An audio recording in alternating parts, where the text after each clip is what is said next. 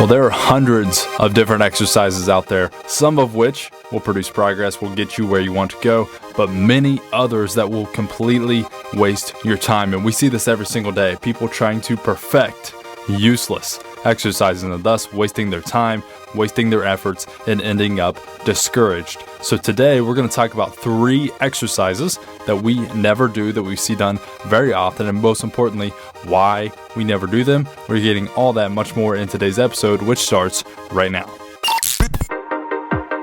Tired of sailing an endless sea of information with no way to tell what applies to you and what doesn't? Then welcome to Fitness Made Simple University, where you're about to get actionable advice to make the right decisions for you and your life. Join your host, Chase Jenkins, health club owner, personal trainer, and nutrition coach, as he steps you through the Fitness Made Simple framework and talks to industry experts so you can move the needle on your health and fitness goal. Now, here's today's episode. So if you're like most people, you're time poor, all right? So when we look at your resources and the things that you have to help you get in shape, time is usually not one of them. Not all of us have hours on end every single day to work out like it's our job, but we still want to get in really good shape. Therefore, you must be doing the most effective exercises. If you're spending your time, you want to get from point A to point B, but you're spending your time on things that really don't move the needle, that 9 times out of 10 ends in discouragement, because we feel like we're putting all this effort in all the time and we're just not getting to where we want to go. Nobody wants to do that in any area of life, let alone with fitness, which is already complex and ambiguous enough as it is sometimes. But what we end up doing, again, kind of our theme for the last couple of weeks has been where we learn these things from. A lot of times we'll learn these from our Instagram influencers, our YouTubers, whoever, and oftentimes they're not doing things for effectiveness. They're showing exercises for likes. They want you to come across on your feed and see somebody doing something and go, wow, I've never seen that before. This person must know a lot or know something I don't. Therefore, I need to follow them and buy their programs and whatever. And maybe that's why I'm not in shape. Maybe that's the reason, is because they have this knowledge that I don't have. And the truth is that all of the exercises that move the needle, the things that we really should be focusing on in health and fitness, aren't super sexy and they're hard to sell.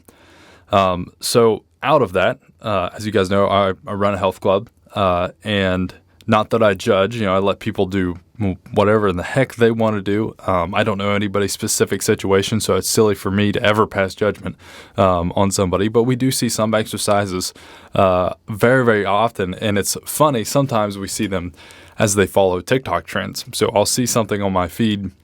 I'll be scrolling through social media at night when I get home or something, and sure enough, 2 weeks later, I'm seeing a lot of people in our health club do that, and which is totally cool. I encourage trying stuff, whatever. What I have a problem with is when it's sold as things that are actually beneficial in producing progress. Maybe you'll do something and it makes your shoulder feel better.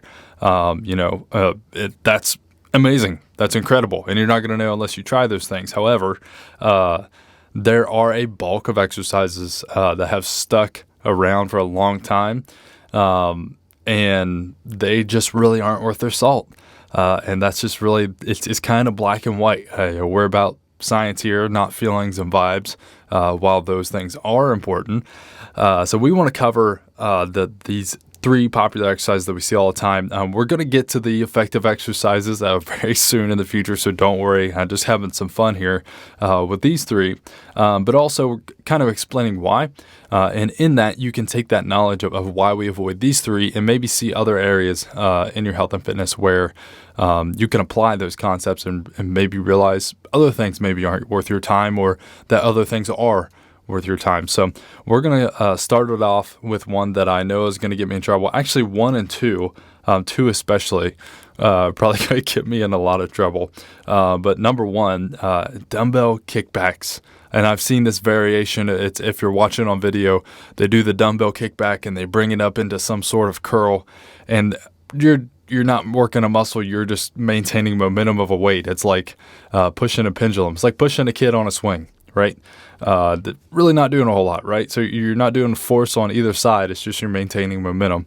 But the dumbbell kickback, the reason why, and the reason why I wanted to pick this one in particular, there's dozens of one that kind of fit in this category, but it's the profile. So when we look at an exercise, excuse me, we look at the profile of that exercise. So this is something, one of the very first things we teach our coaches is the profile of an exercise and what that means. That means sometimes you've heard the strength curve, although that's sometimes referring to the muscle.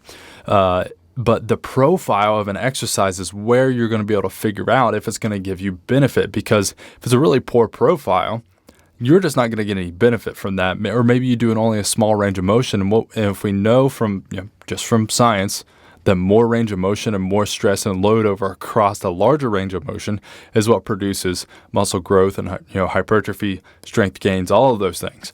Lots of good stuff happen when we do that. But when we minimize the load over a large range of motion and we only maximize the load over a short range of motion of an exercise, such is the case with the dumbbell kickback, we don't get any of the benefit. So there's a lot of things that go along with this. So number one, the profile, we look at something called the line of force. So with a cable, the line of force is the actual cable. That line from the cable to the attachment is the line of force. With a dumbbell, a barbell, anything free weight, gravity dictates the line of force. So it is always straight down. If you remember back in a 7th grade science class, I remember there was a problem on our paper where the car was going down a hill on an incline, and it said, what direction is gravity pulling? And one of the options was the direction of the car. And a lot of people will get that wrong, because even though that's the direction of the car, the line of force is straight down, such as the way with free weights. So with that, you want that line of force to intersect your muscles at a perpendicular angle, like a cross or a T. That is what is going to maximize the load across that muscle. If it's parallel with it, it's really not going to be doing anything at all. And thus, if you have something such as dumbbell kickback, when the dumbbell gets up to the top, your line of force going straight down, you're carrying a lot of momentum at the top of it. When you're perpendicular, when you're at the bottom from all the way to dang near 80 degrees, you're really not getting a lot of tension on that muscle. And a lot of people will say, well, I feel a really good squeeze at the top. And it's like, yeah, you probably do. But that is also the case with every other tricep exercise that you can possibly do. You can get that same exact squeeze more or less. So there are really not a lot of ways that you're going to be able to load the tricep with a kickback. So if you look at the line of force, you look at the loading potential, which is the next part. So we also need weight in order to create that force. Well, you can't load a dumbbell kickback very heavily that you could with a skull crusher or a lying tricep extension. Or even, I've seen people call it a cable kickback, which is just if you're doing a standing tricep extension on a cable machine, you're just bent over. So it's the same thing. And it changes it very, very slightly in terms of how you brace. However, you can load those things pretty dang heavy because your body's in a supported position. In order to do a kickback, you have to put your shoulder into all the way into extension behind you. And to maintain that position, you have to have strong rhomboids and rotator cuff and rear delt and all this thing. A lot of these shoulder muscles that usually aren't super strong in terms of the amount of weight that they can move. Maybe, per pound for pound, it's a stronger muscle. I don't know. However, putting yourself in an unsupported position and not being able to move very much load because of that makes that movement not very good. So when we look at the effectiveness of a movement, what we're learning here is that the important thing is going to be the profile, which means where that line of force is intersecting and where those forces are peaking at. So if we look all the way through a movement, if you think of a dumbbell curl is usually the easiest thing to learn line of force, or the profile of that movement, is that once you get to the middle, you have the longest lever, right? So you have the really long lever when you get to the middle of a curl. That's where your force kind of peaks. It drops off almost entirely all the way at the top and all the way at the bottom. So we have to manipulate the angles a little bit. So sometimes we'll do that on an incline to get more of that squeeze when our elbow is more fully flexed. Or we'll do a preacher curl and we'll get more of that squeeze when our elbow is fully extended, to train the different ranges of motion that the bicep can carry the elbow through. And the reason why I tell you all that is just so you can start to picture how your muscles are moving and how different exercises will influence your body. But really what I tell a lot of people is just put your shoulder in different positions as you do your arm movements. And you're probably going to cover it. Like I said, a standing curl, a lying incline curl, and a preacher curl basically covers everything. We don't have to do anything fancy. It covers all the different ranges of motion. It's a good profile, all that stuff. But the big thing, like I said, is the loading potential of a movement. If you can't load it very heavily, you may get a better squeeze somehow. You may it may look a little cooler or whatever, get you some more likes on Instagram, but it's probably not going to produce very much results, because when we look long term, we look at what we want to put the body through. We want to see our tissues on our body start to change, meaning we want to grow muscle or maintain muscle. We want to see body fat usually dropping off. In order to produce tissue change in our bodies, it's not going to look like feeling a squeeze or many of those things. Now, when you're a bodybuilder, when you're 10% body fat already, maybe you can throw those things out the window. You can worry about that other stuff a little bit more. But we need large amounts of stress and load on the body, on the metabolism, things of that nature. So throw out the things that put you in awkward positions that you can't load very heavily, that don't feel that you don't feel very strong in. Stick to the staple movements and you'll be all right. So I'm thinking about putting a no dumbbell kickback sign up in our health club, like Wayne's World, and they have no stairway to heaven up in the corner. And then the second one, I know my CrossFit crowd is going to come after me, but understand my context is usually people who are trying to get in good shape for work. They're trying to minimize injury and risk of injury during their exercise. That's something that's very, very important to us, because while being fit is fun and while being in shape is fun, and doing your workouts, and it should be a blast, if you roll an ankle, if you dislocate a shoulder, if you tear a rotator cuff, all of a sudden that fun isn't worth it anymore, because you have to go and produce at work, and you have to put food on the table. That is going to take precedence. So we have to keep those things in mind. So safety is the number one concern. And our goal is also, not just to have a good workout. A lot of times we're trying to progress in our physique and our health and all those things. And while these may have a place, I would argue for most people that they're probably not going to be the best use of our time. Again, we're talking if we are time poor. Listen, if you have all day to spend at the gym, if you want to try 1,000 different things, if you got a lot of free time and your income's steady and you don't have to worry about any of that stuff, then go for it. If you want to give it a shot, throw some at the end of your workout, that's fine. But my problem is usually with the type of people that ended up doing this exercise is the mindset of those people. It attracts the people that it's worse for, right? So the people who it is not good for is typically the type of people who these types of exercises attract. And there's a whole group of them. But our number 2 is going to be burpees. So what is the goal of a burpee? It's to exhaust you. You're not really getting a lot of benefit in terms of stress and load on the muscle to where you're going to change that tissue, right? So you're not going to get a bigger chest and shoulders and triceps. I'm sure somebody could argue out there that if you did 1,000 burpees, again, and you had time to do that, and you were going to sacrifice other exercises to do that, you're lengthening the amount of time it takes. That's fine, but we want to be most efficient and most effective with our workouts. Therefore, a burpee is just something that kind of gets you tired. It's just to wear you out. And we don't believe that when you leave your workout that you should be exhausted.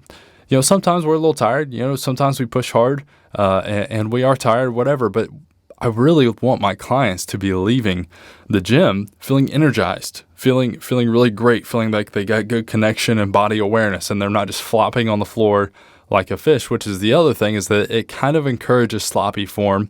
And anytime that we're going to exhaustion with something, and that is primarily the focus of the reason why most people program burpees. It's never, because if you're going to program a burpee and not tell me that it's for exhaustion, you're saying, this isn't for exhaustion, and we can do it the right way. Well, then you're doing a squat, you're doing a jump, you're doing a push-up, And to string those three together, you would much rather somebody just stay down and do push-ups or do air squats or do jumps and do them separately and maximize the effectiveness of each one of those instead of trying to, like I said, flop around and trying to get ourselves out of breath and completely exhausted. So the other way of thinking, they really don't make sense in that context. So if you're just doing anything, and this doesn't have to be a burpee, if you're just doing anything to get yourself exhausted, you're going to be doing two things. One, you're probably not doing that exercise with good form, which means you're going to be at a very much higher risk of injury. And two, you're probably not doing it for the right reasons in the right manner, which would be to build muscle and get stronger, which is probably going to be the path to your goals anyway. So if you want to lose body fat, just burn as many calories as possible in the gym is not what we want you to focus on. And that is more about the mindset than anything. The mindset of I'm going to beat my body down instead of build my body up and get it to where it produces results on its own. Instead of I'm going to force this thing, I'm going to make this happen. That usually doesn't end very well. And like I said, there's a time and a place for everything. There's a time and a place to try everything. But if you want to be most efficient and most effective, any type of exercise aimed at pure exhaustion is probably not the area that you should be focusing on, and it's probably giving you the wrong mindset for other areas of your health and fitness as well. Now we're going to move on to number 3 here, which some of you may actually not know what I'm talking about with this one. And this is Olympic lifts. And Olympic lifts, again, I guess my CrossFitter is going to be mad at me. Once again, different context. When you focus on the skill, when you're focusing on competition, things where you're sacrificing your health, you're sacrificing other areas of your life for the sake of being really good in competition, being really great at these things, that's totally different. Let's keep that over there. Go for it. But for most people, your average mom of 2, college student, whatever, Olympic lifts are really not something that you should be doing because of a couple reasons. Again, if we're after tissue change, if we're after improved health, improved metabolic function, improved muscle mass or maintenance of muscle mass, we're going to have to load the muscles. We're going to do a lot of things that we're not going to be able to achieve with Olympic lifts unless we have a high degree of skill with them. Therefore, we can load them safely and effectively. They're still dangerous because there's a lot going on. There's a barbell flying through the air in most cases. That doesn't mean that you can't be safe. That doesn't mean that you can't get in shape with Olympic lifts. If you look at any Olympic lifter, you're going to be able to tell that. However, there's a super high injury risk, and most people want to avoid that at all costs. And most people who get cleared to do Olympic lifts probably have some muscle imbalances that if we slowed down in a squat, we would see very, very quickly. And we would want to address before we load somebody's spine and rib cage and pelvis that is not stacked on top of each other, let alone letting a barbell land forcefully on the collarbone of those people. So 9 times out of 10, these do not, I'm going to say 9.999 times out of 10, these do not have a place in your workout program. And like I said, you can do these things and do them pretty well. And if you don't do them regularly, they can cause injury. For me, I did a ton of Olympic lifts in high school. It's one of those things that you're not always perfect at, but it's kind of like riding a bike. Once you get those forms and those patterns down, you can get pretty good at them and still do them safely as long as I'm not trying to do a 1 rep max with some power cleans or hand cleans or whatever. However, our muscles form in different ways. This is something that a lot of people don't understand. This is why you take a bodybuilder, somebody who goes very slow and methodically and whatever, they have a different muscle fiber type than an Olympic lifter. You take an Olympic lifter and have them try to do a tug of war, they're going to fail. They're going to be terrible versus somebody who's like a powerlifter. But you take somebody who's a powerlifter who can take 700 pounds and pull it off the floor and have them do box jumps, they're not going to be nearly as effective as the Olympic lifter that could only deadlift 300 pounds, okay? That's because their muscle fibers are set up very differently. They've been altered through their training. So you take an average person, somebody like me, who, I was athletic. I was athletic in high school. I still try to maintain a certain level of athleticism so I can move my body well. And I go and do something explosive. My joints aren't ready for that. My muscles are not prepared to do those things, and it's inevitable. Every once in a while, I get a wild hair. I want to do some cleans, and my shoulder joints are just absolutely killing me for a couple days later. And I'm not doing any crazy weight. I'm not doing absolutely atrocious form, though obviously I'm sure it can be better because I'm out of practice. It's that old adage, if you don't use it, you lose it. That also applies to certain types of movement. It's not just muscle and being strong. It's how are you strong and the manner in which you are strong in. So those things are really important as well. So if you take somebody who sits at a desk all day and you try and tell me that they're going to be explosive enough to do super hard workouts, it's going to take a long, long time to get them there. And for somebody who is maybe not 1,000% bought in and doesn't live for this, fitness isn't their life, and you're going to tell them that that's going to be the best place to their goals, it's probably not going to end super, super well for them. So we want to maximize our time and our effectiveness. So we're going to stick to the big things. We're going to do the really bare bones basics. We're going to do them consistently. Your squats, your presses, your rows, all their variations, your deadlifts, all of your hinge movements. Those are the ones that they've been around forever, and they've been around forever for a reason, and they don't need modified or adjusted. They're good just the way that they are if they're done consistently multiple times a week, right? So try not to get too caught up in all these fancy new exercises. Think about, like I said, the why not to do these things is the most important thing to learn. Like we learned with the dumbbell kickbacks, it's how heavy can you load that muscle? If you're a lady, for example, and you want to grow your glutes and your hamstrings, your ability to load those with a super heavy deadlift or a hip thrust compared to a glute kickback, which provides zero resistance, almost zero compared to maybe just the weight of your leg. That's almost nothing because your body's used to carrying that around. Compare that to a super heavy hip thrust, a split squat, a lunge where you can really put a lot because your spine's in a stable position, just because of the profile of that movement. That's going to be a really excellent movement for you, and that's going to boost your metabolism more. That's going to do so many great things. Versus if you try and do the thing that gives you a good burn, and you do the side steps with the bands and all that stuff. So the amount of load you can put on that muscle, and there's times where we switch that up. I know with our programming, for those of you who know this, you don't need this talk anyways because you should know this. But if you understand that, obviously full load all the time is not always great. You're also going to go with a high metabolic load, which is when we go really high reps and short rest times as well. But the amount of load, the loading potential, and the stability of an exercise is really important. Our goal, our mindset around that exercise and why we're doing our exercise in general is incredibly important. So such is the case with burpees. We're not trying to beat down our body. We're trying to grow our body, make it more resilient. And things like Olympic lifts, we want to be super safe. We there's always some degree of danger, but we definitely don't want to exacerbate it and make it worse, or do things that our body isn't used to, even if we're in good shape and we can handle it, quote unquote. And we also don't want to have to spend a year getting super great at a movement just to start finally getting benefits a year later. Versus something that you can not master, but you can do pretty well, effectively, and safely in 2 to 3 weeks and start making progress right away. So there's a lot of extra things to consider when you're choosing your exercises. That's why you got to trust in really good programming, hire a good coach, somebody that knows what they're doing. It is not going to be fancy, I promise. Consistency is not sexy, but I promise you the results are, and those are the things that matter, and those are the things we're going to be teaching you as we go along here in Fitness Made Simple University. So thank you guys so much for listening. Listen, if you've enjoyed our first couple episodes, we have a goal of getting to 1,000 subscribers by my birthday in July. So if you would help me out, give me an early birthday present, share this episode with your family and friends. We're trying to help the average person figure out ways for a busy person, somebody who isn't a fit fanatic, to enjoy a fit and healthy life, maybe the one that you have right now and you want to extend that out to others. Join our mission, help us out, give us a like, give us a share, follow us on all of our socials, and make sure you're subscribed. We will see you next time.